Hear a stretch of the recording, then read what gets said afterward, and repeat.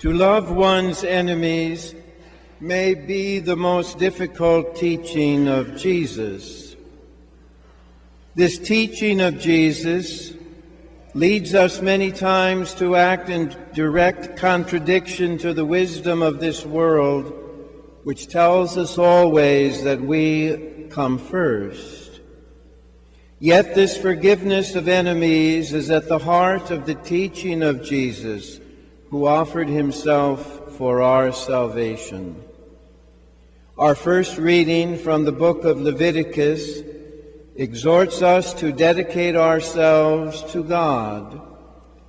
In a personal place of holiness, we are then to exhibit divine behavior, that is, fundamentally, the love of others. To love others as God himself loves us. The act of love bears witness to the reality of one's holiness.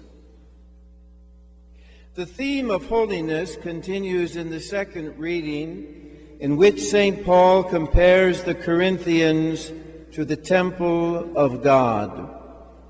By virtue of their baptism, St. Paul reminds them, and therefore us, the Spirit of God now dwells within us. Therefore, it is this Spirit who strengthens us, who animates us to do what is right, in obeying the divine precepts given to us by God. In today's Holy Gospel, we hear the crescendo of Jesus' reinterpretation of the law, which culminates in love your enemies. Jesus tells his disciples to offer no resistance to evil, and in fact to respond with generosity even if one is struck or brought to court. The disciple, in other words, is to respond with non-retaliation. Difficult teaching, difficult for us to put into practice. But then let us look to the response of Jesus to evil. We are about to begin the Holy Lenten season in 10 days, and we will recall once again during this holy season all the sufferings of Christ. We are told by Jesus that if we are slapped, sued, exhorted, or solicited from, then we are to respond without any kind of retaliation. In this way, we refuse to escalate a bad situation any further.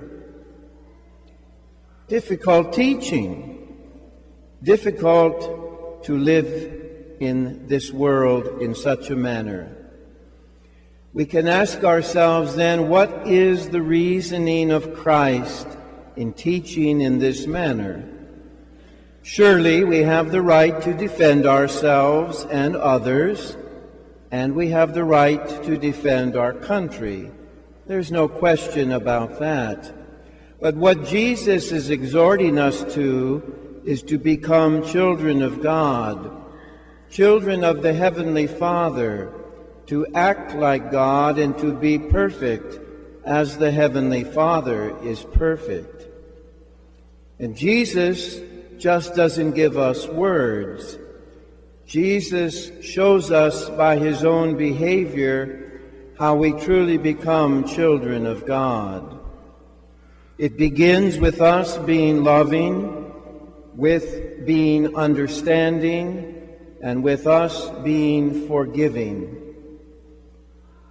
To meditate on the passion and the death of Jesus as we gaze upon the crucified Christ on the cross gives us the answer to life. Jesus was insulted, and he returned no insult.